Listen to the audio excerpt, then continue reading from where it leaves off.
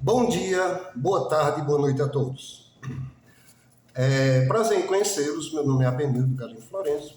Eu sou um dos que ajudou a formar o fórum e também algumas páginas na internet que trata do assunto que a gente vai tratar aqui, certo?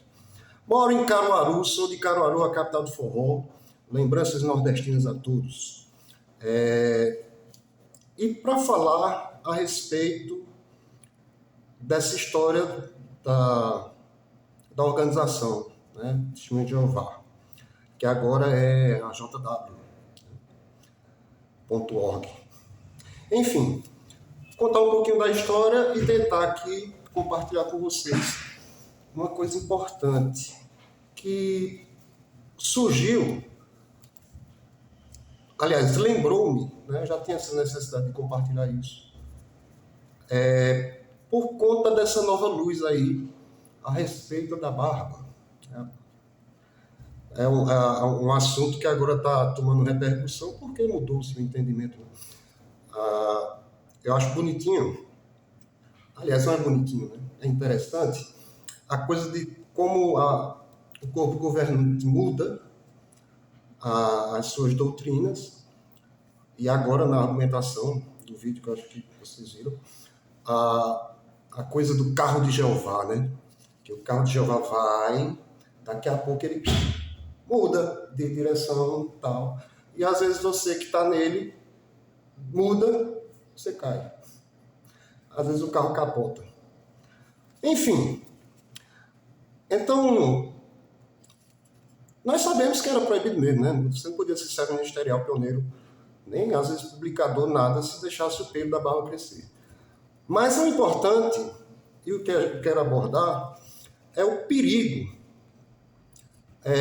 que você se submete quando você aceita uma organização que dita todo aspecto da sua vida.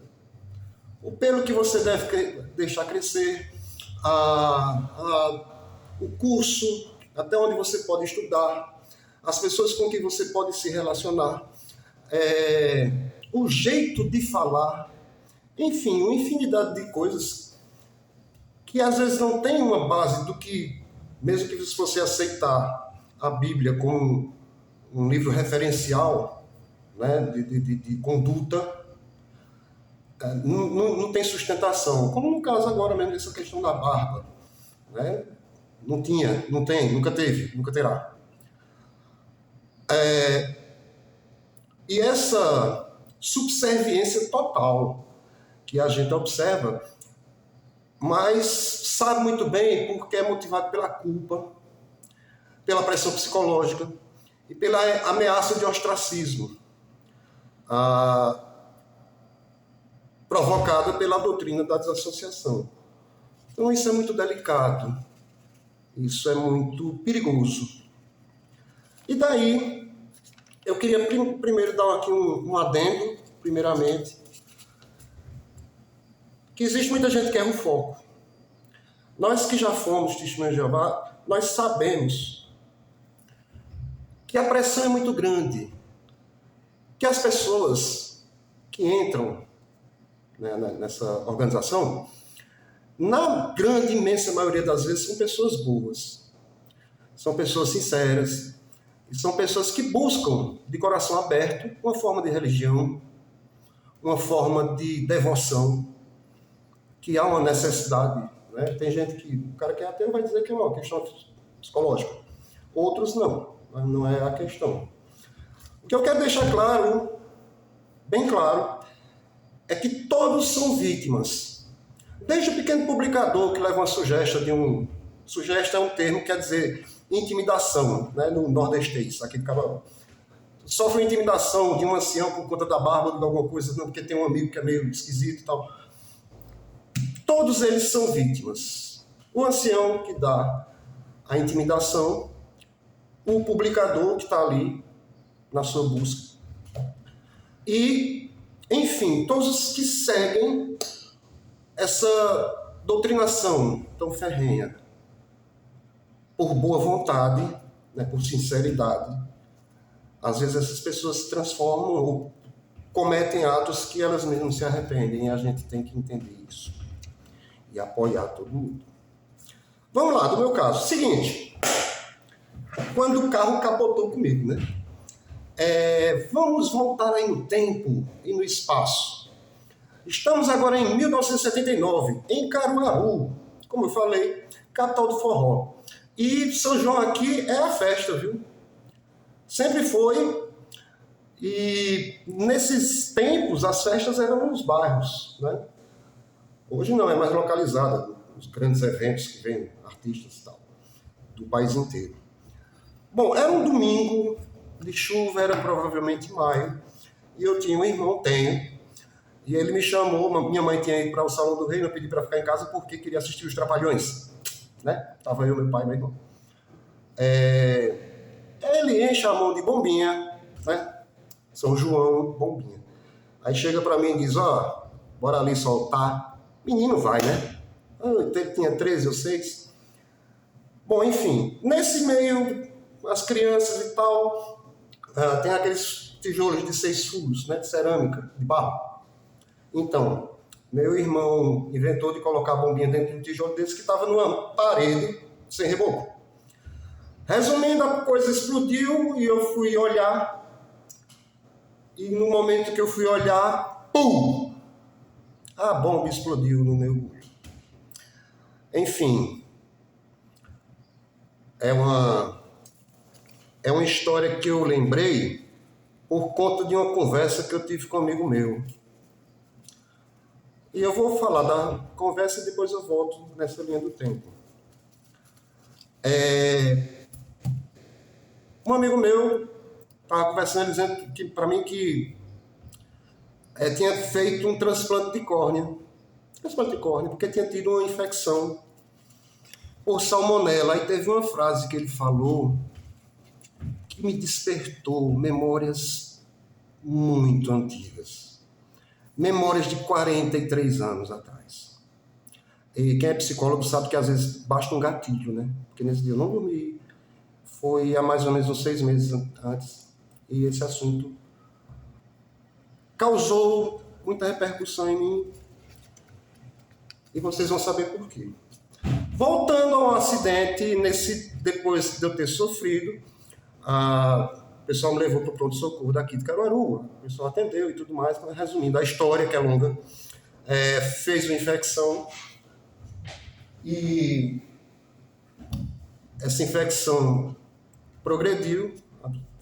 Então nós saímos fazendo um tour em hospitais. Nós fomos para Recife, para João Pessoa, e depois foi decidido que nós iríamos para São Paulo, o centro médico do Brasil, né? Naquele tempo já era o Hospital das Clínicas. Chegando lá,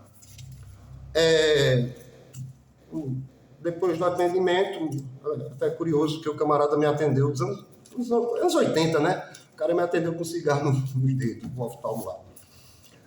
Depois da consulta, estava eu, minha mãe, minha irmã e meu cunhado, os 3 testemunhas de Jeová.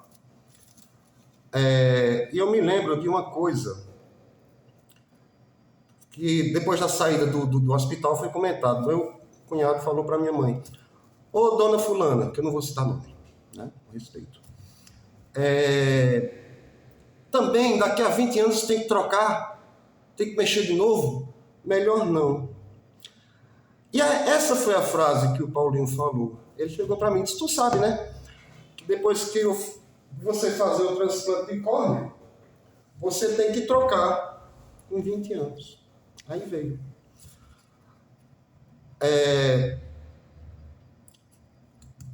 Não foi permitido a troca. Eu me lembro que depois, veja só, nós estamos no Hospital da Clínica, referência mundial, né, América Latina. Me removeram para o hospital em Campinas, onde foi feita a amputação da minha córnea e não o transplante.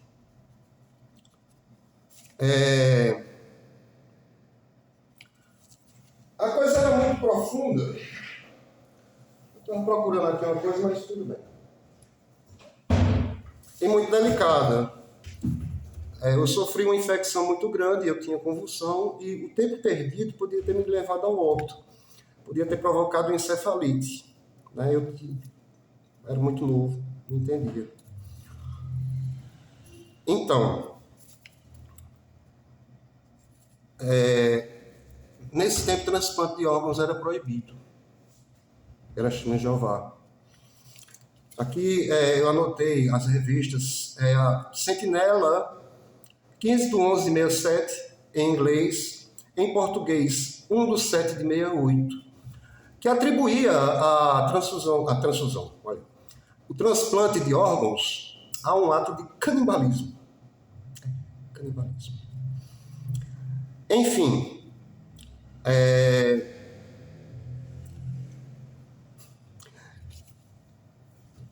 no dia 1º de setembro de 1980,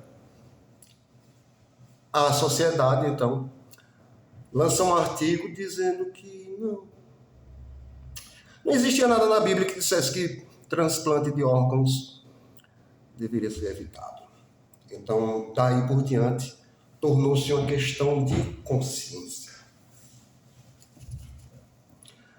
Pelos meus cálculos, fizeram a amputação, foi antes do São João, eu rodei muito, passei mais de 6 meses, com muita dor, uma infecção no olho, não é brincadeira, aqui tem muito nervo, espanta, dói.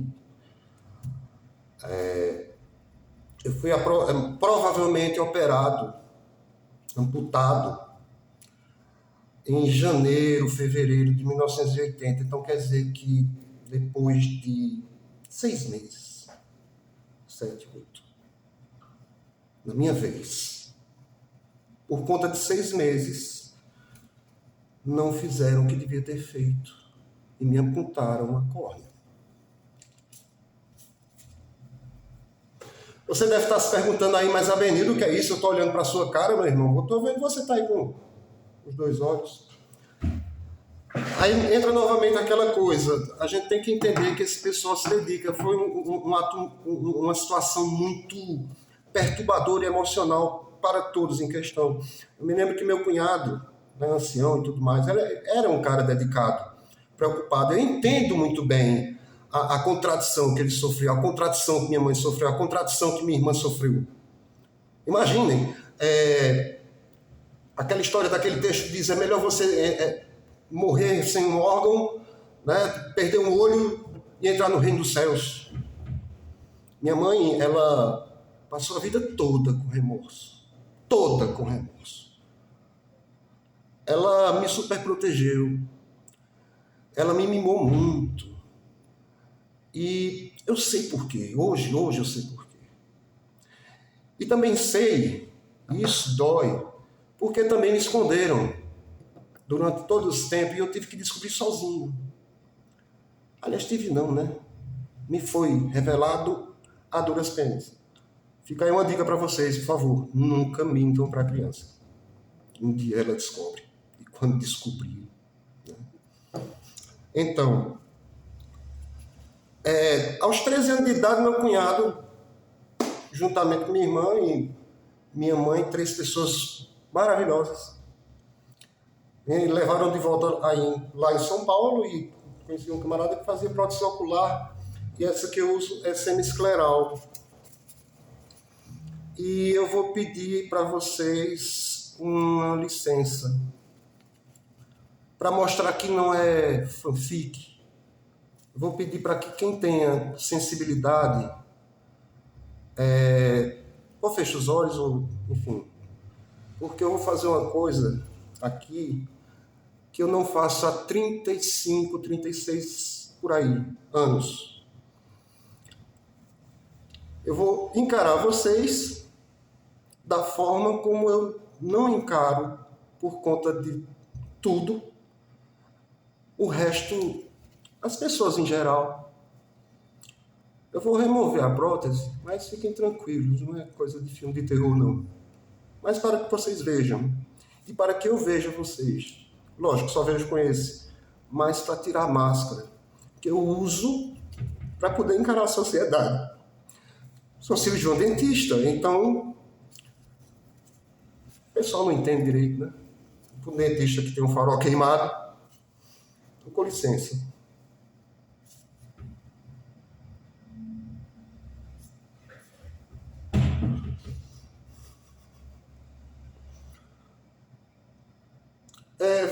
É complicado. Depois de muito tempo eu aprendi a fazer as próteses. E agora eu vou olhar para vocês.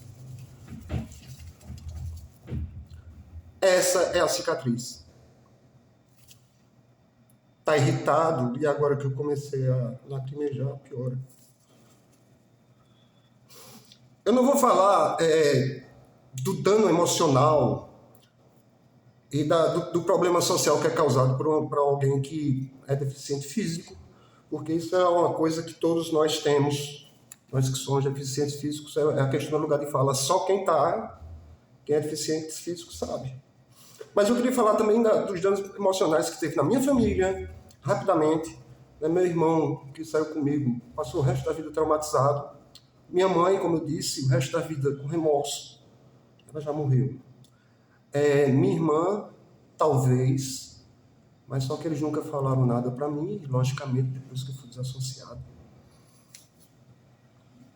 Eu não tenho vergonha dessas lágrimas. Então, aí perdeu todo o contato, né? Depois que ela soltou todo o movimento. Então aí não tem mesmo. Nunca me falaram a verdade, como eu disse. É claro que hoje em dia não tem mais esse problema. Hoje em dia, até barba você pode deixar crescer. Barba é um detalhe. Barba é um detalhe. Tem gente que perde família. Aliás, eu vou falar do comum. Quando uma pessoa é desassociada, você perde a sua família. Às vezes você perde emprego. Às vezes você perde o contato com seu filho. Você sofre de alienação parental. A depressão vem. Muitos não seguram a barra dessa chantagem emocional absurda. E temos até um acontecimento recente que me doeu muito. Muito. Então, muitas pessoas também hoje, menos na Bulgária, elas podem morrer por falta de transfusão de sangue.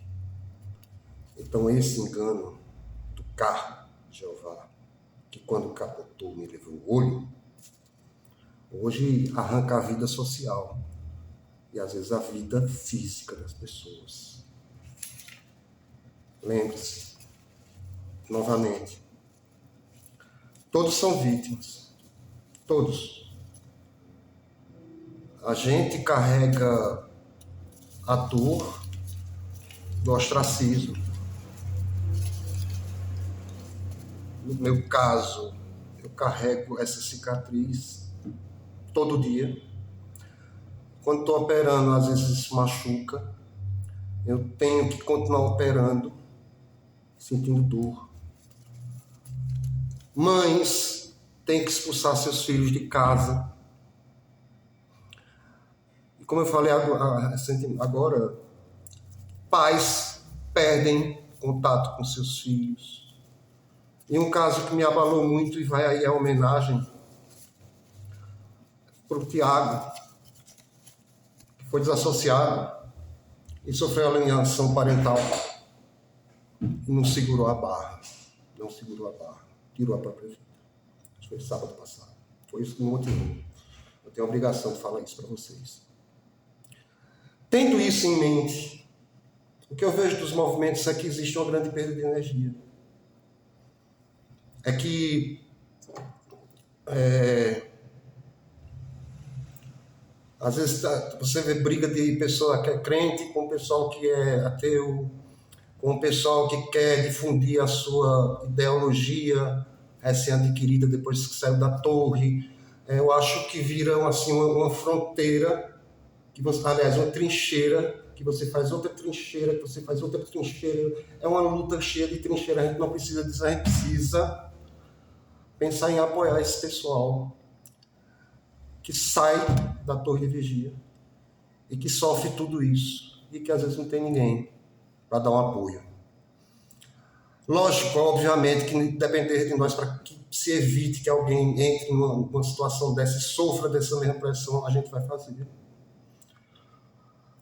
A gente vai continuar a fazer, mas com respeito. Por favor, eu peço. Pense que poderia ser sua mãe, seu irmão, e saiba que essas pessoas são boas, mesmo que ele trate mal. Porque na ideia dele, na cabeça dele, ele está fazendo isso para honrar a Deus. Mesmo que siga a orientação de tratar você como vivo morto. O que a gente tem que combater é com pressão popular, é que a fonte da coisa, dessa doença terrível, né, que é o corpo governante, pare de ter esse poder de influência, ou que faça um ajustamento de conduta, né? Deixe as pessoas viverem sem perder familiares, sem perder a vida, sem perder parte do corpo. Só uma lembrança rápida. Uma vez me perguntaram, mas por que a Benildo não olha no olho dos outros? Ele sempre dizia olhar e tal. Hoje eu sei. É porque de 6 aos 13 anos eu tinha que olhar para baixo, porque tinha vergonha. Agora eu estou superando isso, é por isso que eu estou olhando para vocês. Frente a frente, olho no olho. No mais,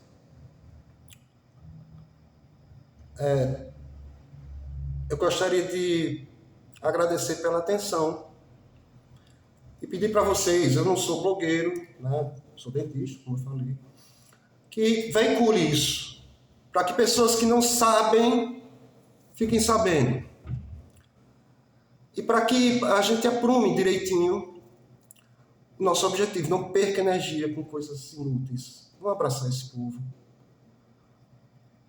E vamos lutar para que a dor não seja tão profunda, ou que pelo menos a gente possa se tratar um ao outro. Temos várias páginas, como eu falei, tem página no Facebook de outros movimentos, não só aqui no Brasil, mas em todo o mundo, que pode dar esse suporte. Nós, no Fórum, contamos até com a ajuda psicológica. Então, fica o convite. Agradeço, portanto, a atenção, desculpe o transtorno. Estamos por aí, né? Qualquer dia, quando vocês vierem aqui em Caruaru, venham dançar um forró e vamos sentar numa mesa e conversar bastante, né? Um cheiro para todo mundo, foi um prazer e até a próxima.